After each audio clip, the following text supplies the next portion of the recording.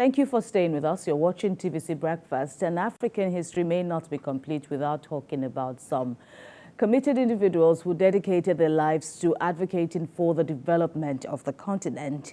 Dele Giwa was one of such individuals, a journalist whose commitments to African progress was sadly cut short when he received a parcel bomb in his house at Ikeja here in Lagos State. And his death dominated the news as he had been accused of plotting a socialist revolution in Nigeria. 37 years after, the question remains whether there's been significant improvement in the country's democracy and the freedom of speech. And joining us now in the studio is a public affairs analyst. He's also a PR consultant, Dele Saka. Thank you very much for joining us. Good morning. Welcome to the program. And year after year, in fact, even before October the 19th, somehow, the name Dele Giwa always seeps into conversations, especially where journalists are concerned, when journalists compare the ideals or the exploits then and now.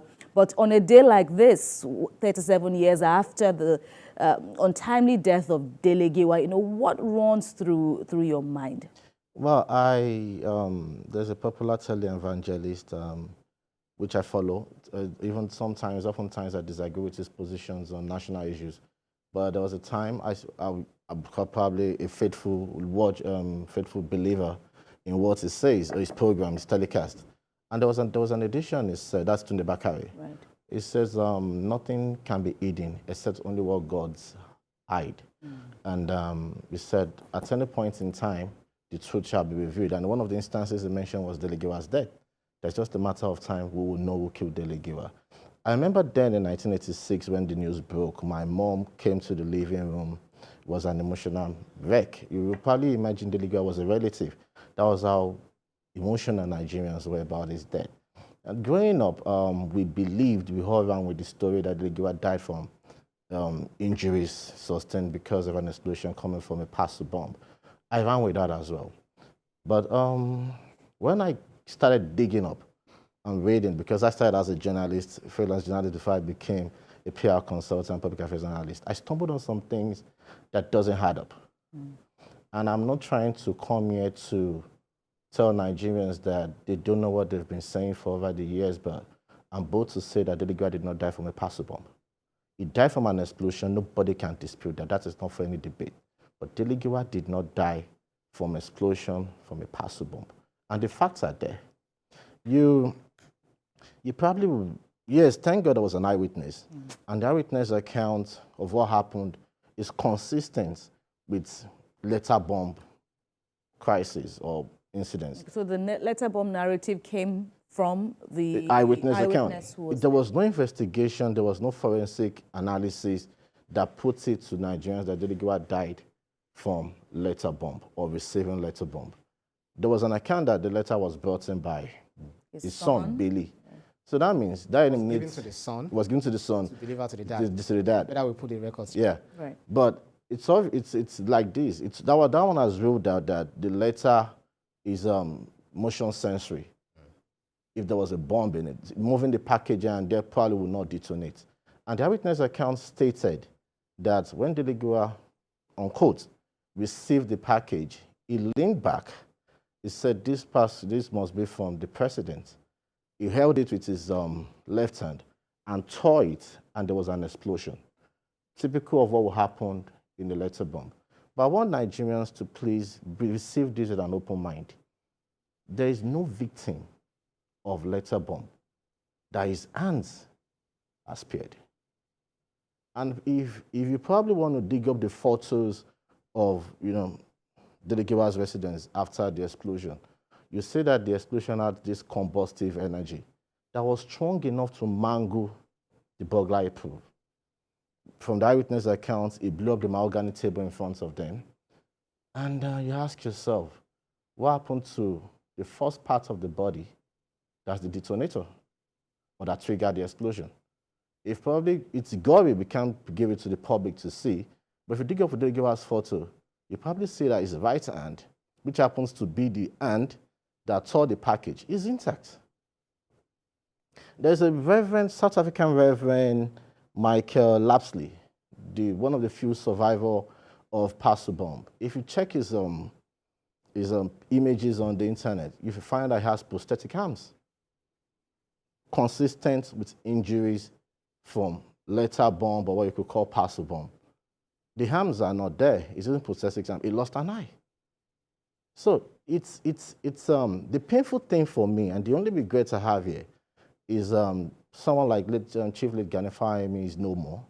He was one man that passionately wanted the Dele Giwa family to get closure and justice, but it's not there.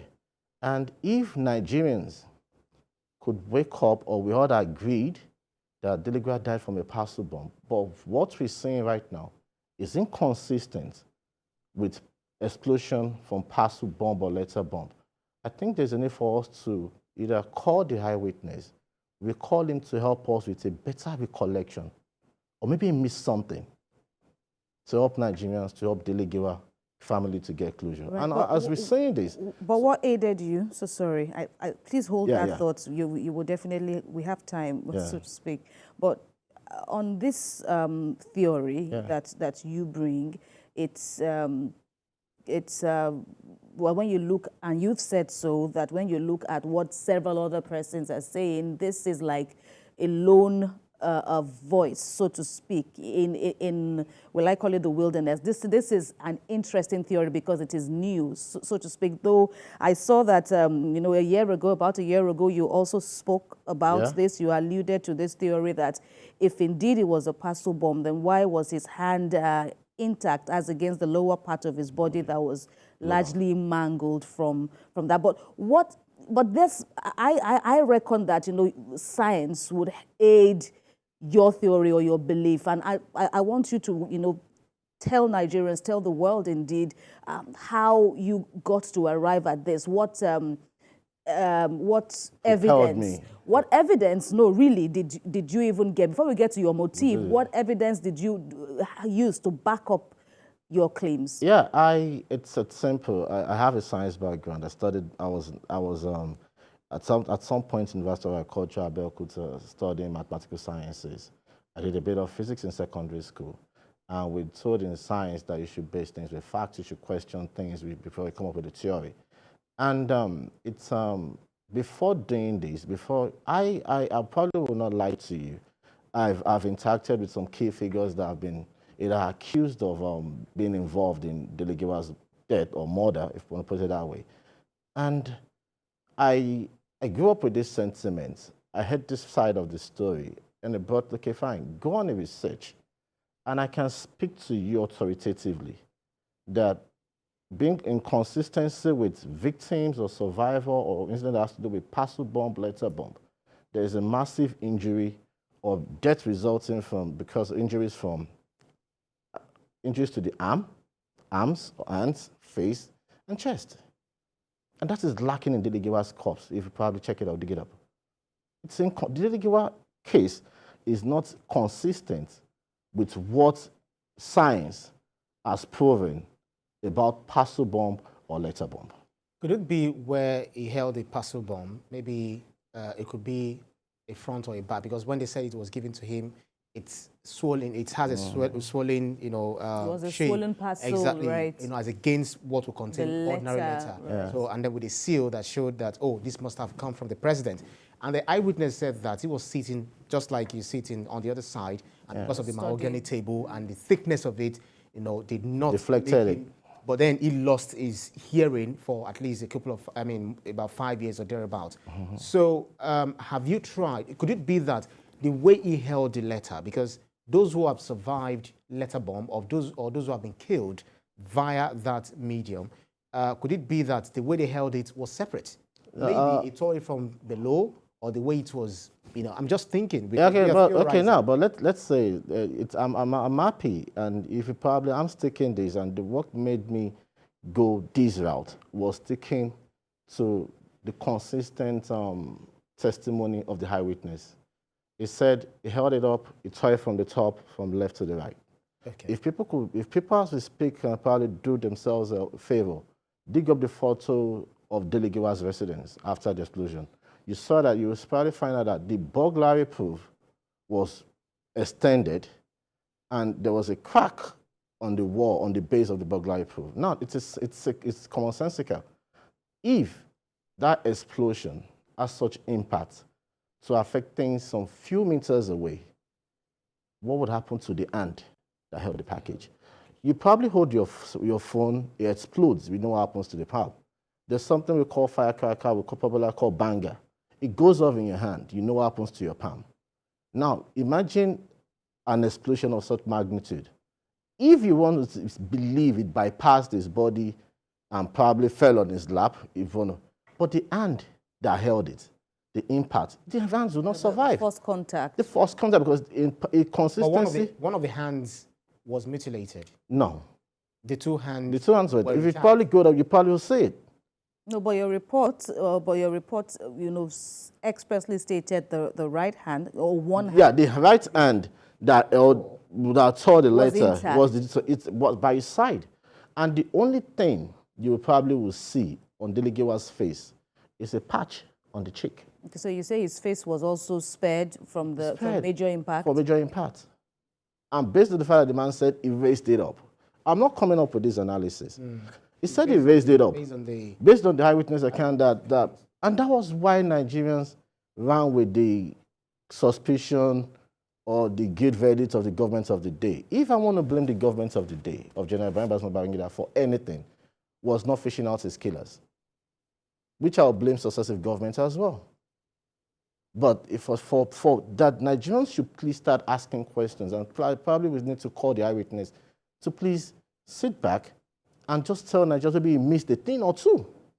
But many would say the man still died. Their beloved Dele Giwa was assassinated. Definitely. And so I also want to ask you what breakthrough you hope to achieve from this latest claim, because the late Dele Giwa was quoted as saying moments after what happened, what many believed was, him being attacked by a bomb from a letter, was they got me. He was quoted as muttering, they got me. So what do you hope to achieve with this? How much of a breakthrough do you expect this to bring to the 37-year-old question as to who killed him?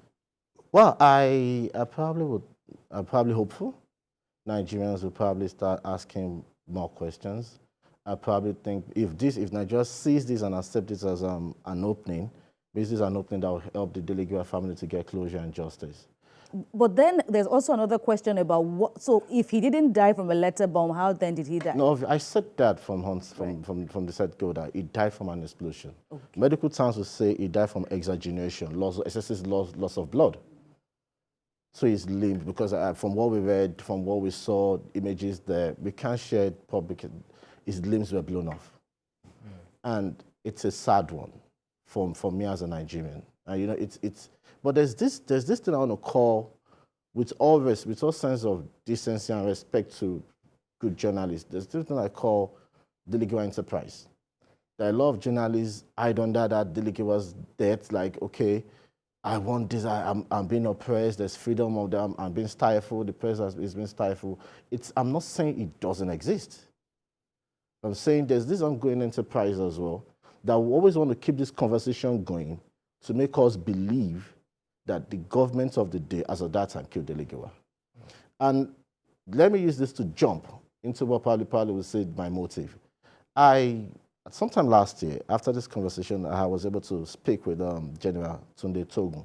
He retired as a general, then was the DG, the director of the DG DSS. We spoke and we compared notes, and he told me, said, remember telling people that the eyewitness surviving the attack is probably one of the greatest miracles after the miraculous birth of Jesus.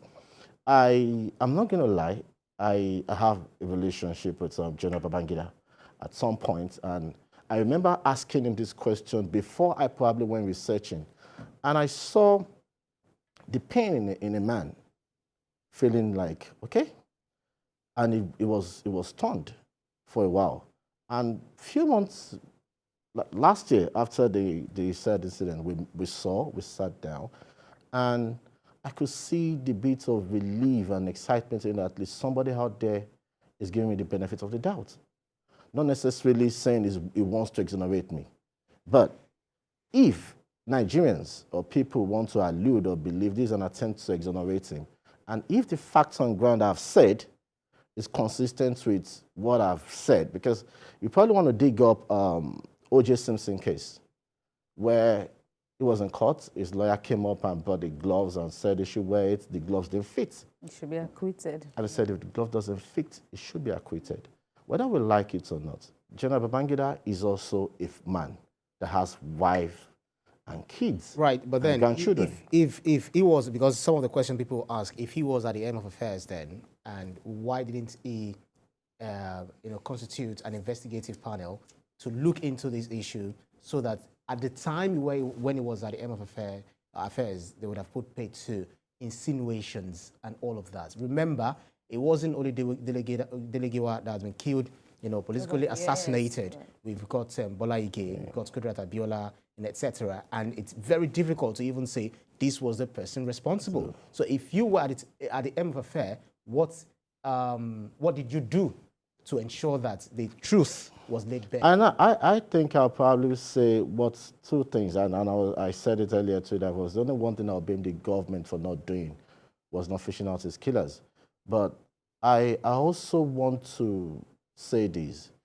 If we were deliberately or non-deliberately sent on a white goose chase, probably because if somebody could come out and tell me there was a parcel bomb and somewhere, what I'll be looking for as a forensic guy on the scene is looking for the parchment of it. I could see a parchment of any paper or something to go send to the lab to check for what kind of explosive or, the combination that formed the IED.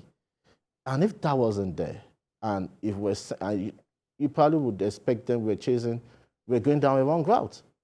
But that's not an excuse. And I think with what I've just said now, I think with better information managers out there, with better, I think the forensic lab at Panti didn't start working effectively until the last 5, 6, 7 years. So maybe we could start asking questions or start looking at, or new leads, or probably see this as an alternative lead we should look at. Because if Nigerians should look up the internet and look for Michael Lapsley, what you will see, and that's one of the few survivors of letter bomb, his hands were blown off. He lost an eye. So this is not me making this defense argument up. This is something consistent with science. Projectile trajectory and combustion and what have you. And what we've believed that we've run with for 37 years is inconsistent with science. Even the theory that even if it wasn't a letter bomb that led to Dele Giwa's death, it must be there was definitely an explosive. But then how would that even explain the fact that, his upper part was, was largely intact, his hand was largely intact, because, basically,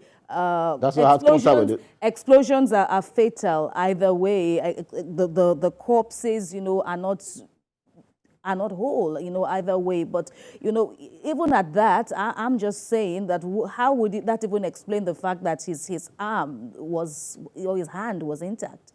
If it had been an explosion, if it indeed is an explosion. From a letter bomb. Not from a letter bomb. Yeah. So I think I've been able to get a convert, a disciple. In you. No, but I'm still asking. I'm still asking that the question will still be asked. Why a part of his body, his hand, is like one of the closest parts of his body. How that? I'm just saying that perhaps it could even still be a letter bomb. No, you see. But then we may not be able to foresee all the eventualities of holding a letter bomb. Let's say this and let's be clear. Dele Giwa died from injuries sustained from an explosive on his residence. So that is not up for any established. Yeah. But what I'm here to say, and which I'll keep saying at every opportunity I get, is that explosion, based on science and evidences and probably history of letter bomb, did not come from a letter bomb. All right. So how far have you gone with this? Which quarters have you taken Well, this to? I'm grateful for the platform giving me an opportunity to say this. It's a good one, I guess, but I don't have the authority to command the police to initiate or reopen an investigation. I just know that probably Nigerians should probably start having a rethink or be open-minded about the conviction in public courts of some people. And I'll tell you this, I will say this for free. The government of the day then failed for not fishing out Dele Giwa's killers. And there was this story, and I have to say this, there was this story that General Akilu, called Dele Giwa's residence to ask if he was at home, repeatedly called and everything. Calling the wife. Right. But let me put it, it was on record too, that Dele Giwa was being questioned. And Dele Giwa reported to her home, who was then to IC. In military unwritten code, if you report me to my boss, my superior, and my superior mediates in the matter, I'm meant to get back to you and tell that, oh, God has spoken to me, forget about it, I'm dropping it. Then secondly, Nigerians should know that Dele Giwa was not a trained spy. So if there was a need for the DSS or probably DMI to carry out such a hit on him, they probably would not need to call his resident. They probably have planted somebody on him. And Dele Giwa was not trained to know how to knock off a trail. And Dele Giwa would not know if he's under surveillance. And then the DSS was accused, or probably was even on record, that they were able to bug the telephone lines of one former ACP that Dele Giwa and Rehepo promised job and everything. So if such an establishment with such resources could bug, I don't think there would have been any for them to call Dele Giwa to know if he was at home.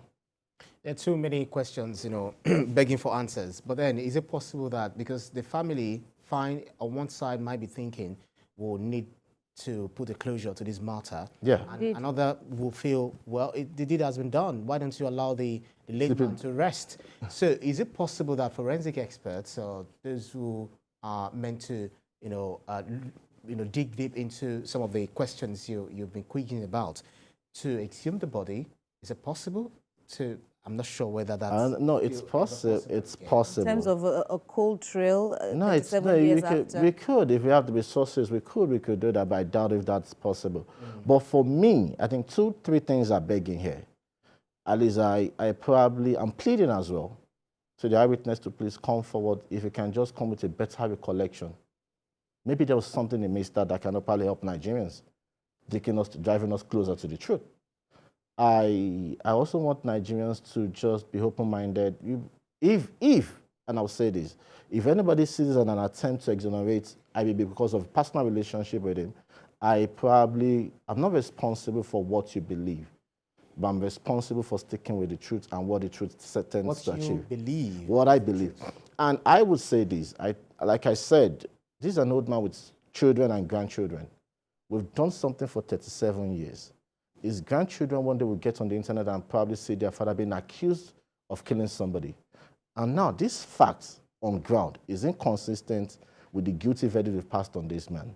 Let Nigerians as a whole demand for probably new vista, new openings, truth, better truth to resolve this. And it's also good for the man in question to also speak as long as he is alive. It would not, because as a commander, I've oftentimes tried to ask him to say some things about some issues, and I don't know. I think that's the burden of leadership in their own way. I don't think I have that luxury of patience or taking the bullets or that. I probably would have said a lot of things if I were in his shoes, but I didn't go to NDA, so I don't know how they are wired. Right. And I was never a general of the troop. But on this issue, on this issue with all the allegations and the accusations, which the former Nigerian leader has also, he knows about. He was quoted earlier in the year as, granting a much publicized interview where the questions were put across to him as to his possible involvement in the killing of the late Dele Giwa, and he said this is a man that we were friends, we were close, we were close, and okay, but then not many people will remember that. What many people know is the allegation that I could have had a hand in his killing. But, like Ibrahim has said, there does appear to be some form, if he could open himself up. I don't know what advice you can give or you've given in that wise. No, yes, he's a military person by training, but how much of has he done his own part by saying what he said? I think there more he can do? I think and this is maybe more is I think with this and with him saying that there's somebody that passionately believes that things were not as it were portrayed. Maybe that will make him say one or two things in future. Maybe very soon. I can't guarantee if I can make that happen. Just like no one can guarantee what's to come in the future. But I believe someday. Now is all we have. No, but I believe someday, very soon, at least he has something to build up, to build a story on. It will speak to us someday. Yeah, we won't let you go without talking about the good days of Dele Giwa, did well. Renowned investigative journalist and all of that. Section 22 of the Nigerian Constitution guaranteed freedom of the press, freedom to hold opinion, freedom of the press, really. What would you say the death, which shocked the nation in 1986, what it has impacted the investigative journalist or journalism, and the impact it has had, endured over the years? It's a double-edged sword. It gets some people more daring, to just want to be like Dele Giwa.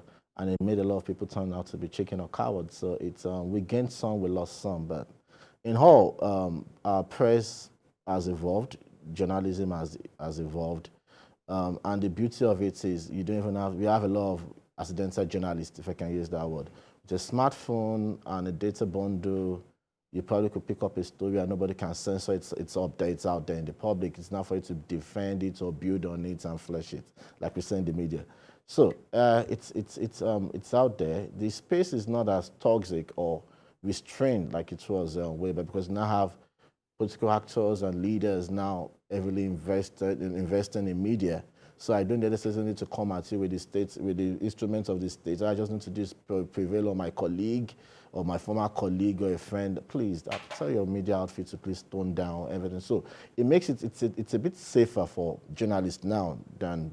I think the only problem journalists are having right now is, and I will say this I don't say it to my chest, I don't care how they feel about it. It's just the harassment from the police.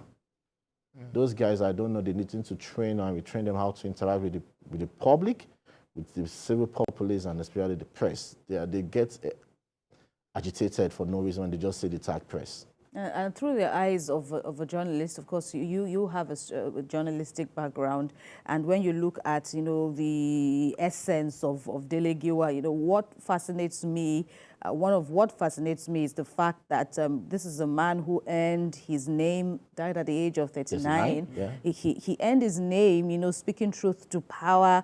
He also had some form of access, that powerful people in government. He spoke about earlier about how he called, Mr. Togo, the General Togo, and asked him, "You've been trailing, you've been calling my wife," and all that. He called him. He asked him, "Why are you calling? Why are you asking my wife for my whereabouts?" and all that.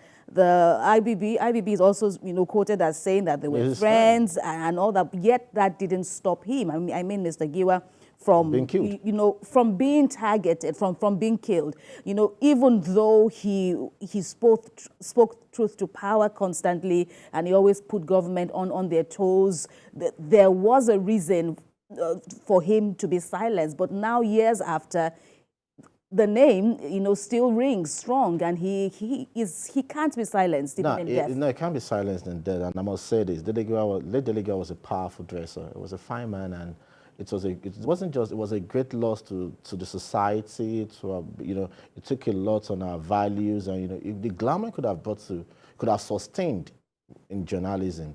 But I pray and hope someday Dele Giwa's the conversation will keep going, but we probably will be saying we found the killers or the way hard. But for me, I just want Nigerians just to believe that, and I'm saying this, my own assertion, my own conviction, my own analysis, which is consistent with parcel bomb, letter bomb. Dele Giwa never died from a parcel bomb. and nobody sent a package. He died of explosion. He died from an explosion at his residence. And medical terms, science will tell you he died from exaggeration, excessive loss of blood. All right. Public affairs analyst, PR consultant, Dele Saka, thanks for your contribution. Thanks for having me and giving me the on platform. this on this issue, because of course it gives us a new perspective, a new vista, a new perspective to opens our eyes to possibilities, which I can say that you're holding there to your heart, and we hope that you will run further with this, and it will get us somewhere. The IGP of police. And it will get us somewhere. Against the Police Act, if I've been made the IGP. Most importantly, for the family to achieve closure. closure. Dele Saka, we thank you once again for speaking with us. You're welcome. Thanks for having me.